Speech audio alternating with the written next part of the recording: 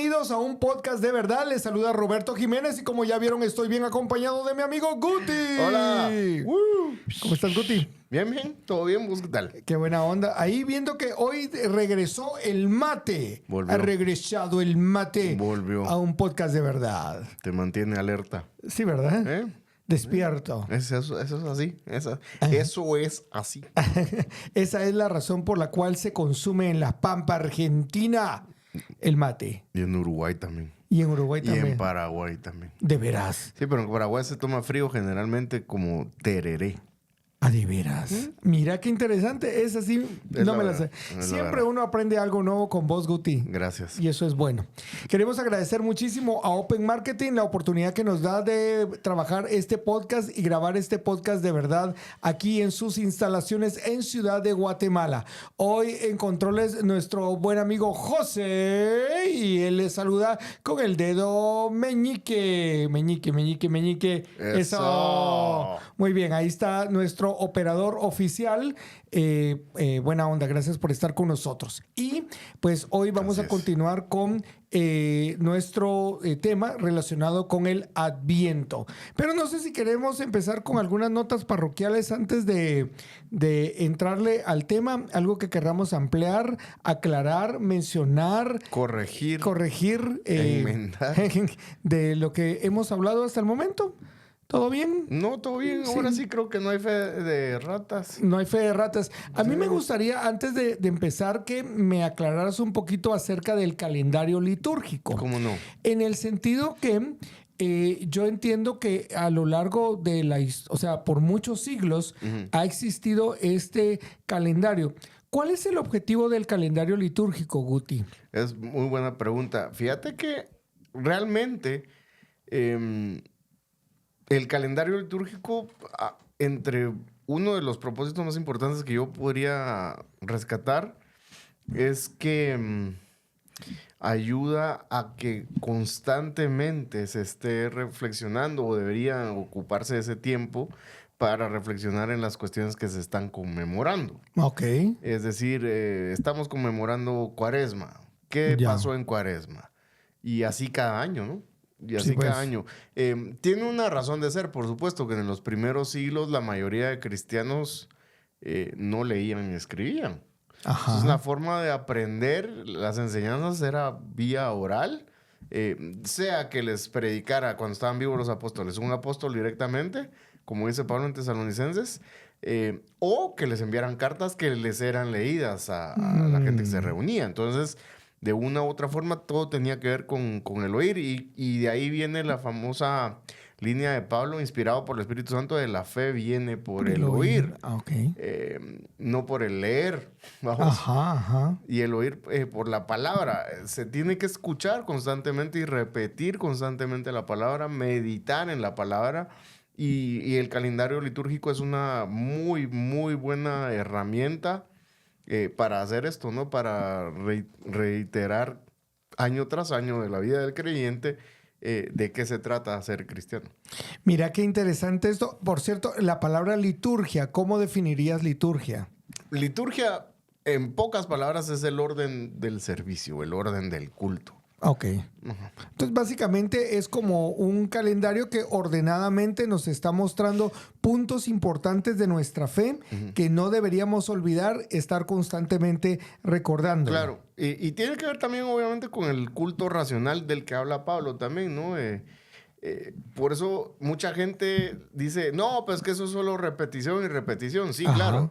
Si lo haces como te pones los zapatos cada mañana, que ya no lo pensás ni lo reflexionas, sino solo te los pones, claro, se convierte en repetición. Claro. Pero si aprovechas intencionalmente ese tiempo y ese momento,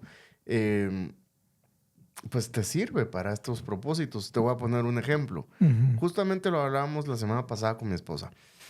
De acuerdo al calendario litúrgico, no se pone ni el árbol ni ninguna decoración de Navidad, sino hasta el tercer domingo de Adviento. Ok. ¿Y esto qué tiene que ver? Decís vos, un montón. Un montón. Porque hoy en día el mundo va muy rápido y la fiesta de Navidad se ha convertido en un comercio. De hecho, tenemos la broma en Guatemala, me imagino que pasa en otro país, algún otro país de Hispanoamérica, que desde agosto empiezan a vender ya los adornos. Y entonces toda la gente va y compra y viene y toda la cuestión. Y quieren poner su árbol cuando se les da la gana. O hay que decorar ya porque ya ahorita es el momento y todo. Claro. Y entonces el calendario litúrgico bien celebrado, bien pensado, a uno como cristiano lo ayuda a detenerse, a no caer en esa vorágine comercialista, a no seguir la corriente del mundo y decir, yo voy a poner mi árbol. Nosotros ponemos un arbolito muy modesto. Claro. Bien chiquito. Y especialmente por la gran mansión en la que vivimos. En la que vivimos, claro. Entonces... Y sin tanta decoración, un par de bombitas por ahí, toda la onda. Y desde hace unos años para acá lo empezamos a hacer de acuerdo al calendario litúrgico, tercer domingo de Adviento. Que prácticamente es por ahí como como una semana antes de Navidad. Y no lo quitamos inmediatamente porque no estamos en la movida comercial. Entonces a nosotros nos ha beneficiado mucho porque vamos despacio. En esta época navideña de fin de año que toda la gente se vuelve loca, todo el mundo quiere comprar cosas, todo el mundo quiere consumir y todo. Nosotros vamos despacio, vamos lento. Como cristianos estamos mandando el mensaje de celebramos, pero con un propósito. Claro.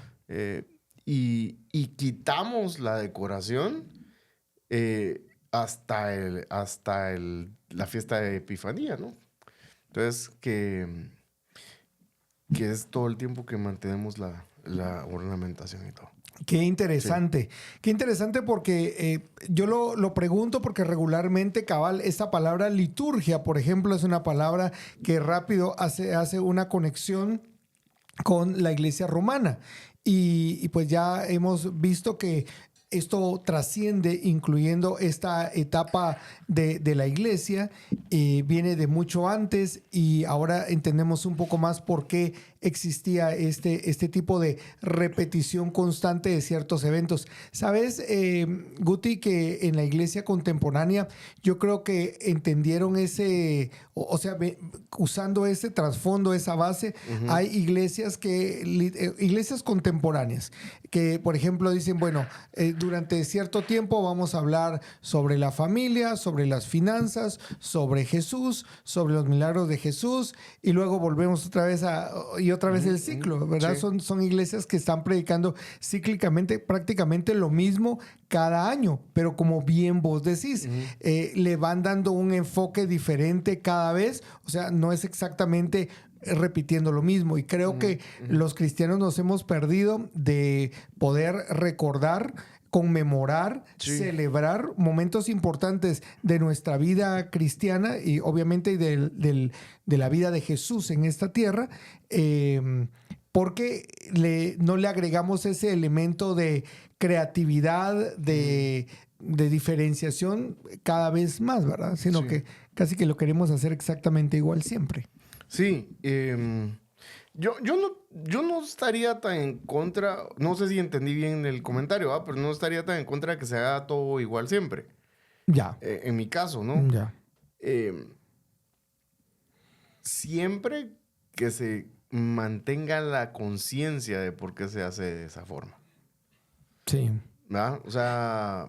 Que digamos, perdón, ¿qué fue lo que le pasó al pueblo de Israel conforme pasaron los años? La fiesta de la Pascua. ¿Sabes qué pasa? Hay varias ocasiones en que los profetas le llaman la atención de parte de Dios, por supuesto, al pueblo de Israel.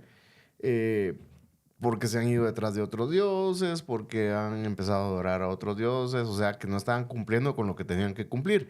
Pero también hay ocasiones en que algunos otros profetas les hablan de parte de Dios y les dicen, que aparentemente sí estaban cumpliendo, pero no lo estaban haciendo de corazón ni con la conciencia y el entendimiento. Que le dicen, ¿ustedes creen que quiero sus ofrendas, sus sacrificios? Les dice Dios. No, yo lo que quiero es obediencia y no sacrificios, ese famoso pasaje. Entonces, ¿qué pasa? tenemos que ser muy intencionales en que no se convierta nada más en algo que tengo que hacer, como ponerme en los zapatos. Sí, así, una ¿va? rutina. Sino que en algo a lo que le voy a poner cabeza y que voy a utilizar intencionalmente ya que existe para recordarme las cosas que como cristiano me distinguen y enseñarlas a las nuevas generaciones. Fíjate vos de que voy a hacer un paréntesis acá porque mientras vos estabas hablando de esto, pues mi respuesta mental a lo que vos estabas hablando es si es comportarse como con una actitud religiosa.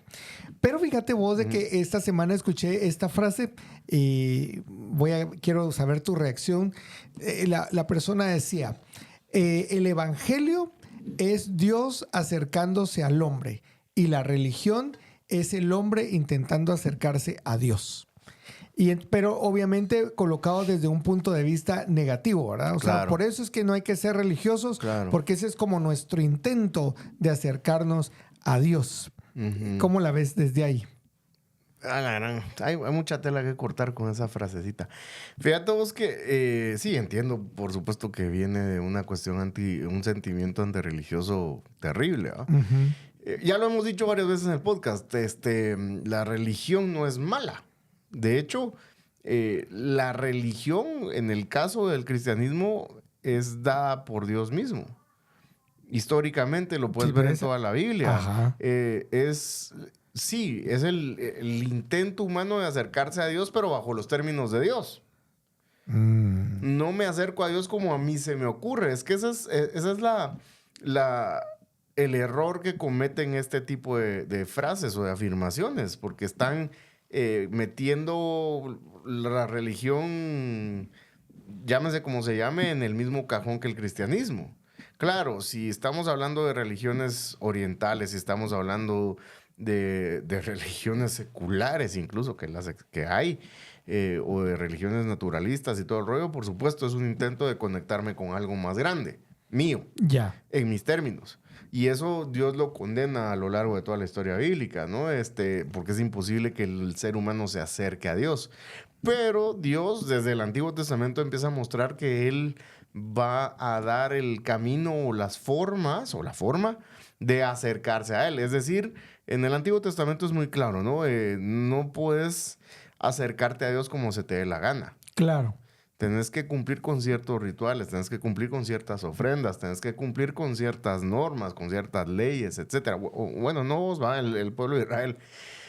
Y en el Nuevo Testamento no es otra vez que lo que Dios haya dado en el Antiguo Testamento caducó, sino era nada más una sombra, va a decir por algún lado Pablo, ¿no? Era una sombra de lo que iba a venir. Y Jesús nos muestra otra vez que el ser humano se puede y se debe acercar a Dios de la única forma que Dios provee, tal como lo es en el Antiguo Testamento, es lo mismo. Exacto. Y Jesús dice, nadie viene al Padre si no es por mí.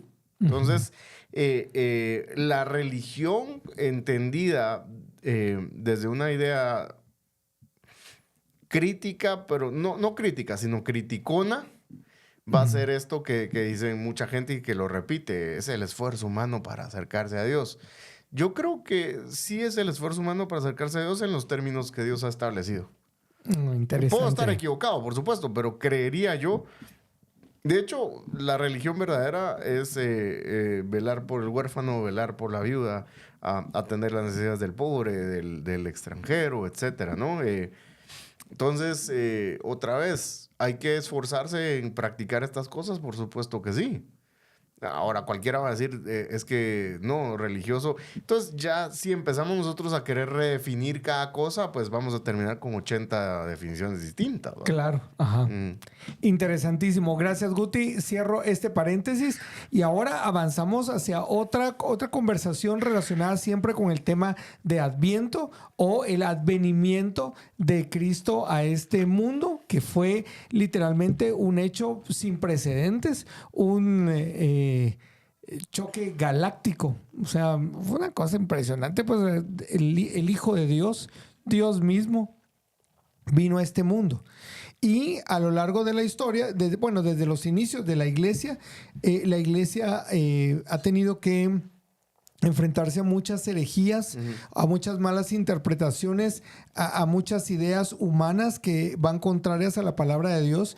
Y es allí donde han surgido algunas, la mayoría de las doctrinas que ahora tenemos como iglesia. O sea, las doctrinas surgen como una respuesta a las herejías que se estaban dando y a la vez afirmar a los creyentes en la fe que habían abrazado. Es así. Y entonces una de estas doctrinas es la doctrina de la encarnación, que obviamente respondía a varias, y vos lo mencionaste creo yo en el podcast pasado, respondía a algunas ideas erróneas, como una idea que se propagó que decía, ¿cómo es posible que el Hijo de Dios pueda habitar en un cuerpo de carne y hueso corrupto como material, el nuestro, claro, material? No, Jesús vino a esta tierra. Sí, con un cuerpo parecido al de los humanos, pero era totalmente diferente porque él no podía ser de carne y hueso como nosotros. Claro. Sí, abundaron obviamente en los primeros siglos estas herejías, estas enseñanzas erróneas acerca particularmente de Jesús. Y es que ahí está el punto. La mayoría, no todas, pero la mayoría de herejías, ojo con esa palabrita también, que hoy en día, este es paréntesis, ¿no? No tal margen. Hoy en día la usa la gente, eso es herejía, él es hereje. O sea, un individuo no puede declarar hereje a otro. Las herejías ya están dichas cuáles son. Interesante. Cerramos paréntesis. Entonces hay que tener cuidado con usar esas palabritas así a la ligera, porque sí tienen una carga teológica, histórica, bíblica, por supuesto, y no es un individuo el que declara herejía una enseñanza y hereje al que la enseña. No funciona así. Interesantísimo. Dicho eso, continuamos. En los comentarios deje ahí, Guti, explícanos cuáles son las herejías que ya están dichas. No lo vayas a decir. No, son un montón. Déjelos ahí en los comentarios para ver si hacemos un episodio para hablar de herejías aquí en un podcast de verdad. Pero déjenlo en los comentarios. Sí. Bueno, entonces, pregunta. Bueno, antes de la pregunta. La mayoría de herejías, no todas, repito, pero la mayoría de herejías son cristológicas. ¿Por qué crees que eran cristológicas? Porque obviamente si atacaban a Cristo, se acababa... Sí. ¿Quién es el fundamento de nuestra fe? Cristo. El autor y consumador de nuestra fe. ¿Sobre qué edificamos? Dijo el apóstol Pablo, sobre Cristo, sobre él, sobre ese fundamento edificamos nosotros. Dice Pablo. Entonces, si justamente vos diste en el clavo, esa es la razón por la que históricamente la mayoría de herejías son cristológicas. Porque si atacas a la persona y obra de Cristo, el cristianismo se cae. Claro. Entonces, de ahí la necesidad de ir combatiendo estas enseñanzas y declararlas heréticas, nocivas para la vida de la iglesia, de los creyentes. Y bueno, entonces en los primeros siglos aparecen herejías cristológicas sin ton ni son para tirar al aire, literalmente. Y algunas de esas, como bien mencionabas, postulaban que Jesús no había aparecido como uno de nosotros, sino que se había parecido a uno de nosotros. El levionismo, si no estoy mal, y si no, pues lo pueden buscar y ya me corrigen. Y si no, hay fe de rata seguro, ¿verdad? Pero creo que es el levionismo el que postulaba, los levionitas postulaban que Jesús era como una especie de fantasmita. Un espectro. Wow. Entonces, obviamente todo esto tiene implicaciones fuertes. Sí. Martín Lutero, si no mal recuerdo, era el que decía, si Jesús no es completamente Dios, ¿qué esperanza tenemos? O sea, ¿de qué nos aprovecha que muera en la cruz alguien que no es Dios? Es como que hubiera muerto otro hombre y el sacrificio de cualquier otro hombre no nos limpia ni nos libra del pecado ni de la muerte eterna. Pero también es peligroso, decía Lutero, si no estoy mal, creer que no era hombre. Porque si el que muere en la cruz solo es Dios, pero no es hombre, ¿quién nos está representando delante de Dios a nosotros? Wow, entonces, qué pensamientos. Es profundo, ¿no? Y pues no se puede más que estar de acuerdo. Es completamente Dios y es completamente hombre. Si el que muere en la cruz no es hombre, nadie nos está representando delante de Dios. Ajá. No es un segundo Adán o un postrer Adán. Claro. Y si no es Dios, no puede quitar el pecado del mundo. Entonces, por eso es importantísimo martillarse en la cabeza y en el corazón. No todas las doctrinas cristológicas, no todas las enseñanzas cristológicas, pero por lo menos sí irlas conociendo. Claro. Y por eso otra vez vuelvo a esto. Son momentos muy buenos, muy propicios para recapitular y recapacitar en todas estas enseñanzas que históricamente, a partir de reflexiones bíblicas, varios hombres a lo largo de 2000 años han hecho desde la Escritura. Si ustedes van a revisar los pensums de las carreras de teología, de las licenciaturas en teología, van a encontrar que existe el curso de Cristología. Y exactamente es porque cada una de las personas que están trabajando para ser líderes, pastores, académicos, pues necesitan tener claro qué es lo que la Biblia enseña acerca de Cristo y por qué es tan importante la venida de Él a esta tierra. Ahora, como hemos hablado aquí en un podcast de verdad, entendemos que no todos los cristianos tenemos el llamado para ser teólogos, para ser pastores, para ser líderes. Entonces, pues no todos estamos llamados para ir a un seminario teológico. Teólogos profesionales. Teólogos profesionales. Porque hicimos el episodio de Todos somos teólogos. Ajá, muy bien. Y pero eso sí, el llamado para todo creyente es estudiar las Escrituras, profundizar, conocer, y la cristología, que es parte del estudio y del conocimiento que deberíamos de tener acerca de Dios, y en este caso específicamente de Jesucristo, no es una materia que debamos eludir. Y como bien decía Guti es amable, Guti es el profe bueno en el colegio, Guti es el policía bueno, yo soy el policía malo. Se aprovechan de mi nobleza. Y el policía malo les dice, y el maestro estricto les dice, no, todo cristiano deberíamos de tomarnos el tiempo de buscar un buen libro de cristología, que tal vez aquí sí lo agarre quemarropa a Guti, pero si no, probablemente, si no lo decimos ahora, en la descripción de este episodio podamos sugerirles algunos libros de cristología donde ustedes puedan ir, puedan leer, puedan estudiar detenidamente lo que la Biblia enseña acerca de Cristo. Y se va a dar cuenta que mientras está estudiando, se va a dar cuenta que hay algunas ideas que probablemente usted tenga ahí en la mente como parte de la cultura que le ha rodeado durante todos estos años, y usted esté pensando cosas acerca de Jesús que no son la enseñanza que la palabra de Dios nos está trayendo a cada uno de nosotros. Así que por eso es muy importante conocer este tema de la cristología. Sí. Y entender por qué estas herejías tuvieron que ser respondidas en su momento. Sí, hay un libro, hay un muy buen libro escrito por un autor luterano que se llama Cristología, y el subtítulo es Cristo Jesús, Centro y Praxis del Pueblo de Dios. Es por el doctor Alberto García, de la Biblioteca Teológica Concordia. Nosotros con mi esposa hicimos un curso justamente con el doctor. No sé si está vivo todavía, pero fue hace unos años, y hicimos el curso justamente de Cristología con él.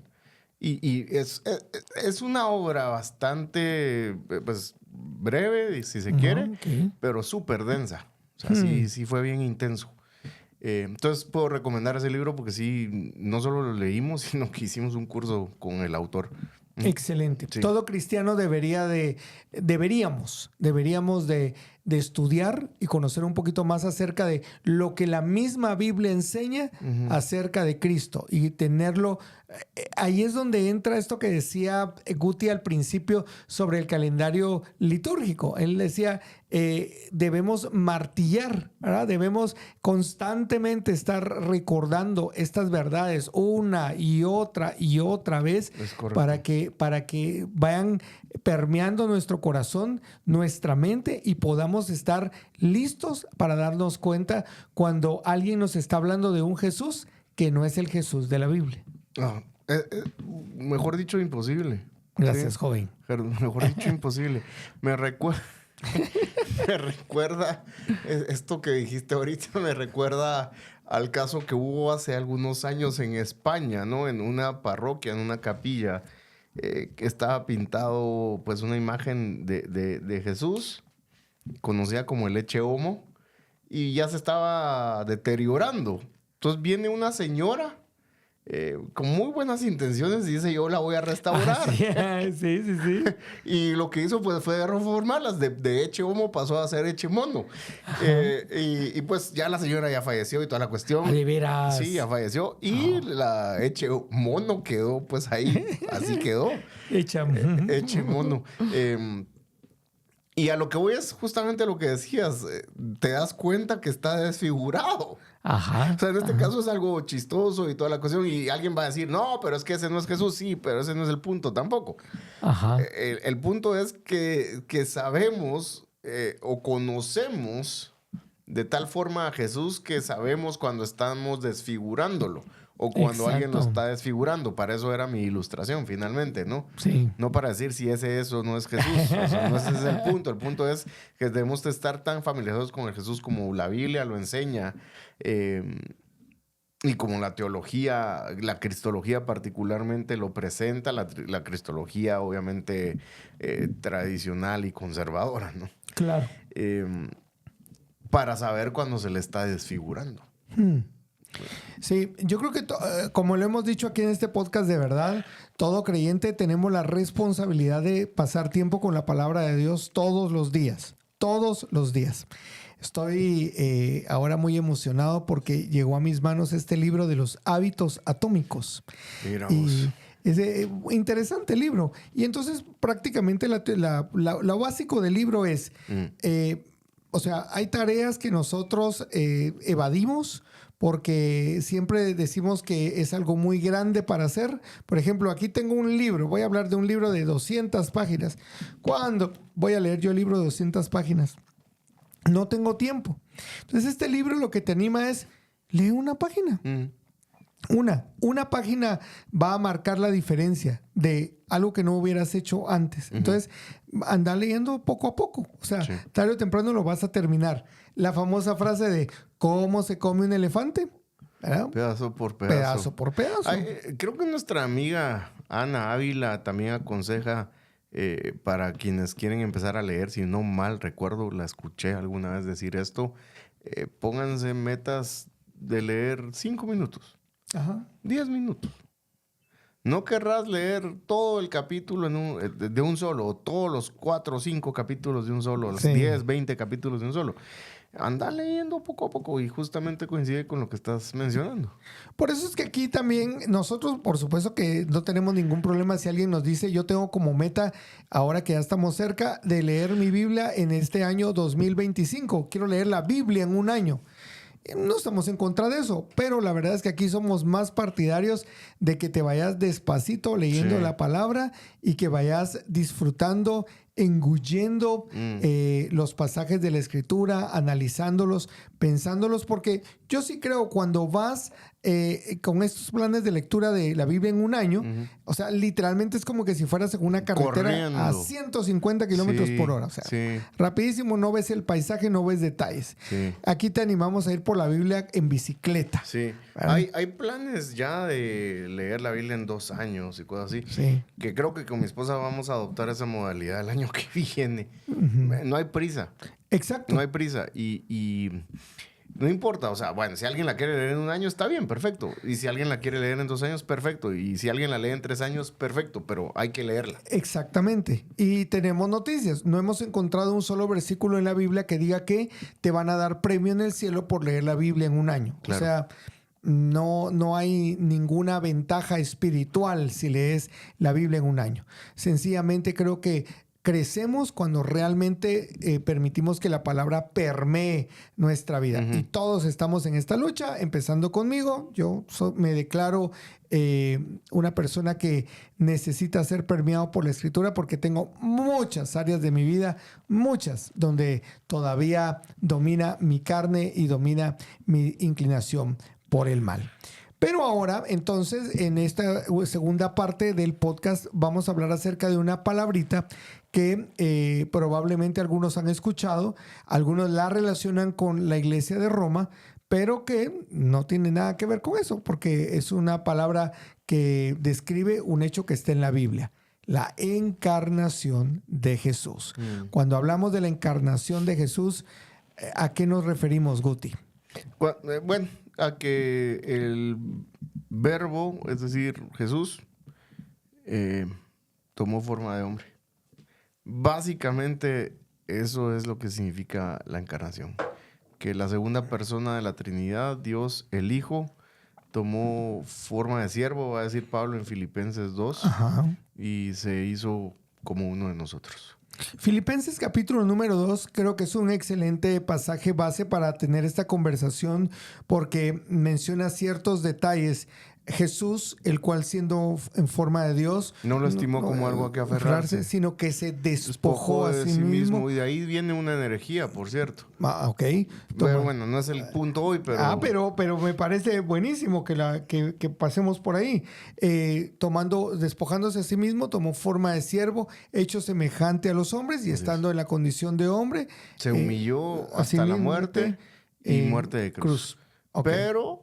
Bueno, esa es la segunda parte del himno cristológico. Se llama himno cristológico de Filipenses porque se cree que los primeros cristianos lo cantaban en la liturgia. Mira. ¿Por qué? Porque es más fácil aprenderse algo si es con música. Sí. Y esto es comprobar. ¿Cómo me aprendí yo las tablas de multiplicar con Enrique y Ana? Seguramente. Sí. Somos contemporáneos. A mí también me las pusieron. Sí, entonces se cree que es algo que se cantaba. Pero bueno, básicamente eso es un resumen bíblico de lo que es la encarnación. Ok. Si querés, podemos usar este himno cristológico como una base para ir generando conversación. Okay. Dice, pues en ustedes la misma actitud que hubo en Cristo Jesús. Quien siendo en forma de Dios no lo estimó como algo a que aferrarse. Vayamos línea por línea. Aunque era Dios. Creo que un detalle muy importante que nunca debemos olvidar es que Jesús es Dios. Sí. Yo sé que aquí, y lo hemos hablado, pero siempre vale la pena recordarlo. Aquí es donde también hay un gran problema al momento de definir esta idea de Padre, Hijo y Espíritu Santo, porque hay algunas personas que dicen son tres personas, o sea, diferentes. Sí, son tres personas diferentes. Sí, pero lo que me refiero es, ¿cómo te lo explico? O dónde está es que recientemente estaba metiendo esto. ¿Dónde está el detalle? ¿Dónde está el detalle ahí, digamos? ¿Dónde ya me paso a otro lado con esta idea de las tres personas? Es un solo Dios con tres personalidades. Manifestaciones. Manifestaciones. Sí, o sea, es casi como que tenemos a un Dios bipolar, ¿verdad? O sea, un día es padre, un día es hijo. Sí. Ya creo que lo hemos mencionado alguna vez acá, ¿no? Y esta herejía se denominó modalismo. Modalismo viene de modos y pues sostenía básicamente que Dios se manifiesta de distintos modos. De ahí el nombre, modalismo. Que en el Antiguo Testamento se manifestó como Padre, en el Nuevo Testamento se manifiesta como Hijo y ahora se manifiesta como Espíritu Santo. Exacto. Es herejía. No es un Dios en tres modos o formas, sino que es un Dios en tres personas. Sí, que aquí es muy importante recordarlo y por eso este himno que los primeros cristianos cantaban, que Pablo menciona en su carta, dice, aunque era Dios, no consideró el ser igual a Dios. Eso es muy importante. Los credos, de hecho, hay credos que tienen un énfasis más cristológico también. Casi todos. Exactamente, para ir afirmando la fe e ir respondiendo a las herejías. A las enseñanzas erróneas, así es. ¿Alguno de los credos, alguna línea de credos donde se mencione a Cristo que creas que vale la pena que recordemos en este momento? Uno de los primeros que se redactó, que es el credo de Nicea. Ok. Ampliado por el de Constantinopla, entonces se conoce como credo niceno constantinopolitano. Interesante. Mientras Guti está en esa búsqueda, porque realmente lo puse en problemas. Y a mí lo que me gusta de Guti cuando le hacemos una pregunta relacionada con esto es que va directamente a la fuente. O sea, no dudamos que tenga una excelente memoria, pero qué bueno que va ahí a la fuente y así nos lo comparte tal y como está. Creo en un solo Dios. Ajá. Ya de ahí, solo esa primera frasecita nos deja claro que creemos los cristianos. Creo en un solo Dios, Padre Todopoderoso, Creador del cielo y de la tierra, de todo lo visible y lo invisible. Uh-huh. Creo en un solo Señor, Jesucristo, Hijo único de Dios, nacido del Padre antes de todos los tiempos, Dios de Dios, luz de luz, Dios verdadero de Dios verdadero, engendrado, no creado. Esto lleva nombre y apellido. De la misma naturaleza del Padre, por quien todo fue hecho. Eso es Biblia. Claro. Él es la imagen del Dios invisible, el primogénito de toda creación. En él fueron hechas todas las cosas, las que están en los cielos, las que están en la tierra, visibles o invisibles, sean tronos o dominios, principados o potestades. Todo fue creado por medio de él y para él.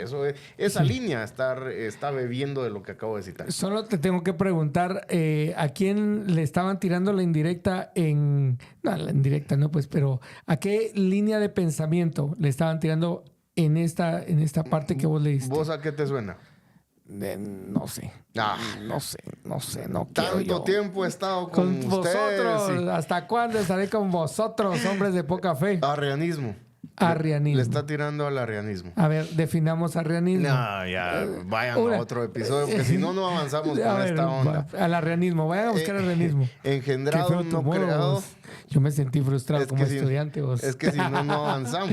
Pues sí. Engendrado, no creado, de la misma naturaleza del Padre, por quien todo fue hecho, que por nosotros los hombres y por nuestra salvación bajó del cielo, Filipenses 2, y por obra del Espíritu Santo se encarnó de María la Virgen y se hizo hombre, y por nuestra causa fue crucificado en tiempos de Poncio Pilato. Padeció y fue sepultado y resucitó al tercer día, según las Escrituras. Ahí está citando literalmente un pasaje que dice conforme a las Escrituras. Y subió al cielo y está sentado a la derecha del Padre, a la diestra del Padre, y de nuevo vendrá con gloria para juzgar a vivos y muertos, y su reino no tendrá fin. Algunos de ustedes, mis queridos amigos, por trasfondo cultural o religioso, tal vez en algún momento de sus vidas aprendieron de memoria uno de estos credos. Y probablemente les trae algún mal recuerdo o algo cuando escuchan esto y por eso tratan de mantener una distancia de los credos. Cuando uno dice credos, les sale alergia. Pero yo les quiero animar para que puedan encontrar la riqueza que hay en esto que los primeros creyentes estuvieron o establecieron como fundamento de lo que un cristiano debería creer o debe creer. De veras, hagan el ejercicio que estábamos haciendo ahorita y que vamos a profundizar ahora un poco más con Guti, de ir analizando frase por frase, línea por línea, porque cada una de estas tiene una razón de ser. Sí. De hecho, otra vez recalco lo que Guti mencionó al principio del episodio.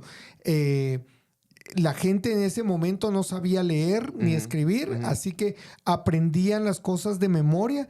Entonces, este era material que debían ir aprendiendo de memoria, obviamente a la par de ser enseñados con lo que la Biblia estaba hablando acerca de cada uno de estos puntos, pero era muy importante para la gente aprenderlo. Y yo creo que hay muchísimo sustento ahí. Sí.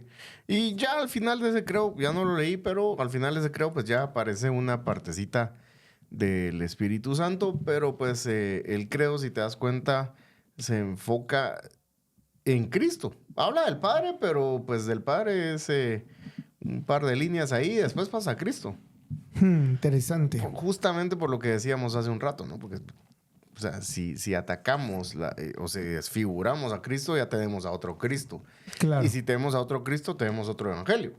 Exacto. Entonces, era lo necesario en ese momento, ¿verdad? Y queda para posteridad y para beneficio, diría yo, de todos los creyentes que quieran analizar y pensar. Si te das cuenta, no desmenuzamos grano por grano, exacto. pero solo en un par de cuestiones nos dimos cuenta o nos hicimos idea de dónde podía venir en la escritura lo que están plasmando ahí. Yo estoy casi seguro que he visto en algún lugar una versión exactamente del credo con las referencias bíblicas a un lado. Eso estaría genial conseguirlo. Sí. Sí, porque yo recuerdo que sí hay uno que tiene las referencias bíblicas. Pero el punto entonces, mis queridos amigos, es que hoy quisiéramos rápidamente recordar que existe una doctrina que es la doctrina de la encarnación y que básicamente se refiere a este acto de que Dios se hizo hombre y vino a esta tierra. ¿Qué significa la expresión 100% Dios, 100% hombre? Pero como ahí sí, por cuestión semántica, prefiero completamente Dios y completamente hombre. Perfecto. Porque 100% y 100% es 200%. Entonces ya nos... Completamente. Completamente hombre y completamente Dios. Se refiere a que Jesús tiene dos naturalezas, una humana y una divina. Y creo que en el credo queda claro. Sonó a trabalenguas eso. Que es Dios de Dios, luz de luz, engendrado, no creado. Eso se está refiriendo a su naturaleza divina, pero que se encarnó de María la Virgen, o de la Virgen María, como prefieran decirlo. El orden de los factores no altera el producto. Se encarnó de María y eso es un hecho. Ajá. A mucha gente lo sobreexaltará y otra gente le causará escozor, pero bíblicamente es verdad. O sea, claro, se encarnó de María. Sí. Por obra del Espíritu Santo. Entonces, eso se refiere a su naturaleza humana. ¿Qué quiere decir esto? Que Jesús sí tuvo un cuerpo como el nuestro.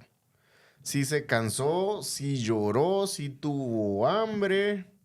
¿Sí me explico? Sí. Seguramente se ha de haber enfermado de gripe, de niño, no sé. Sí. Probablemente. Y lo que dice la Escritura, fue tentado en todo, pero sin pecado. Ajá. Quiere decir que Jesús entiende, ¿verdad? Sí. A nosotros, nos entiende a nosotros. ¿Y cuál es la parte o una de las partes gloriosas de la encarnación? Que Dios se acercó a nosotros. Sí. Porque para nosotros era imposible acercarnos a Él. No iba a ser posible y tenía que encarnarse, primero porque desde antes de la fundación del mundo ya la Trinidad había hecho lo que se conoce como el pacto trinitario, y es que iba a redimir a personas para que formaran parte del pueblo de Dios. Ese pacto lo hicieron entre ellos.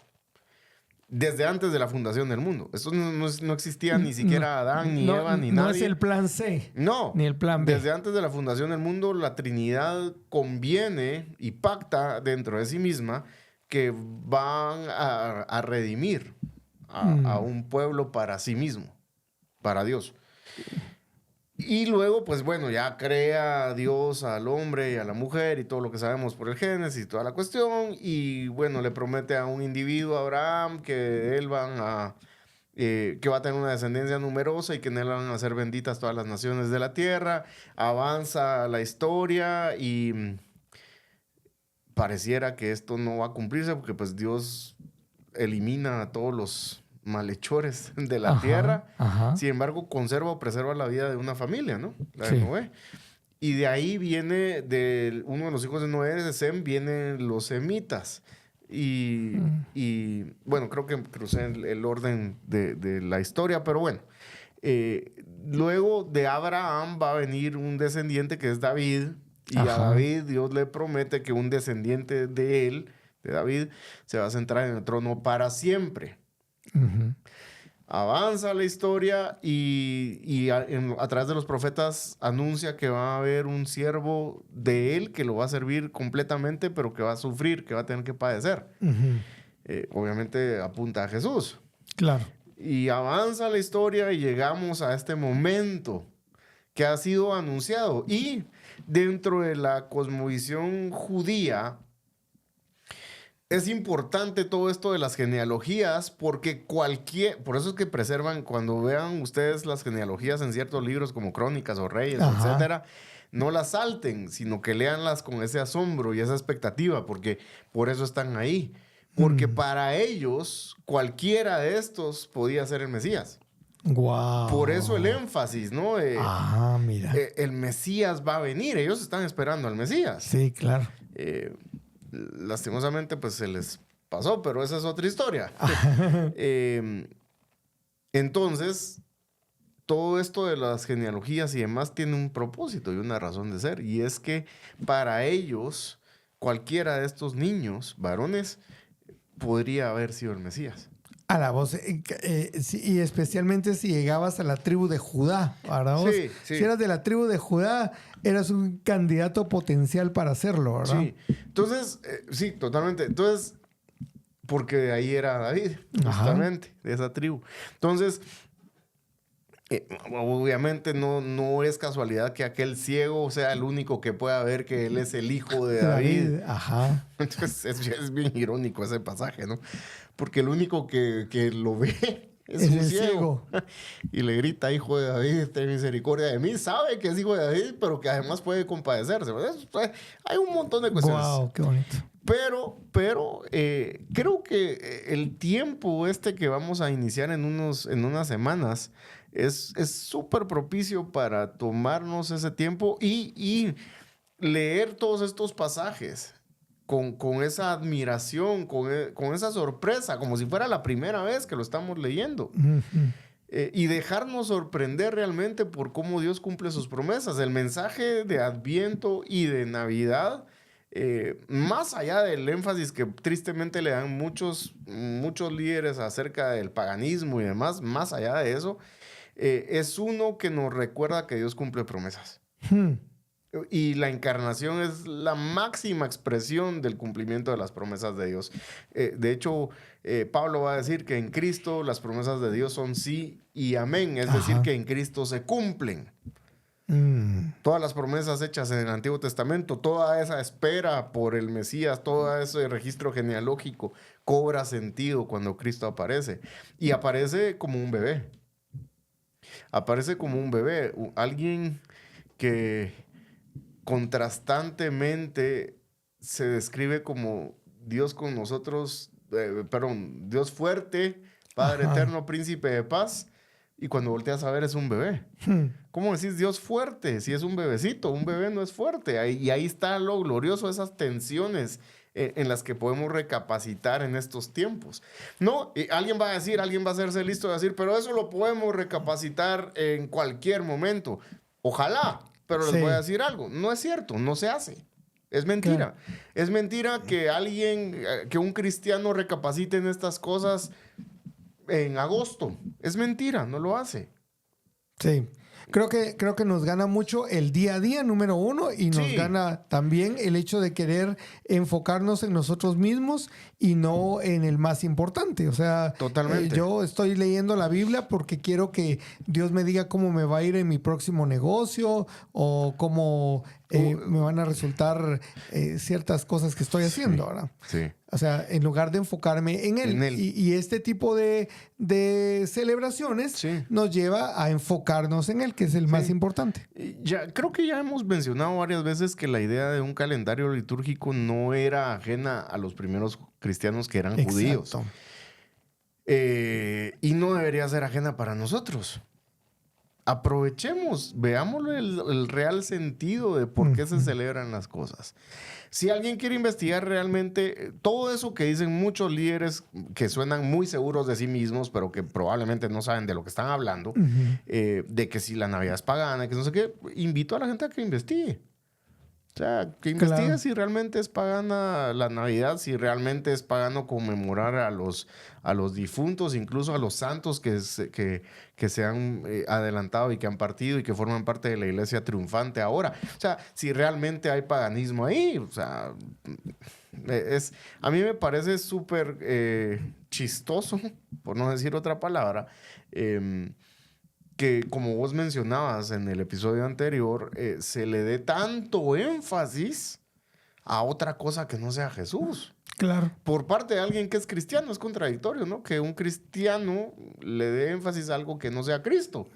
Pero pues lo visto sucede. Bueno, igual, hoy en día no hay excusa para decir no puedo investigar y no puedo rastrear de dónde viene realmente. Voy a ser honesto intelectualmente y voy a ver si lo que me están diciendo es verdad, que es la actitud más bíblica que se puede tomar realmente.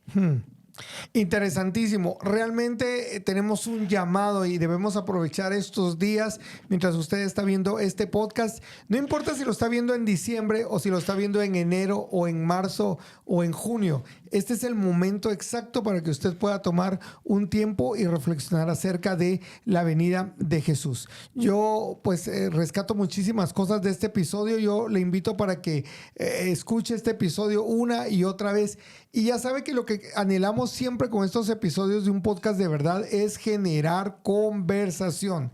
Que alrededor de un mate, yo tengo por ahí mi vasito, no lo quiero sacar porque es de un restaurante de comida rápida y no nos pagan absolutamente nada. No nos dan ni un centavo. No nos dan ni un centavo, entonces por eso no lo coloco aquí en la mesa, pero el objetivo es con su bebida favorita, su Biblia en mano, o sea, poder tener conversaciones con otros amigos en la fe y poder discutir a la luz de la Biblia,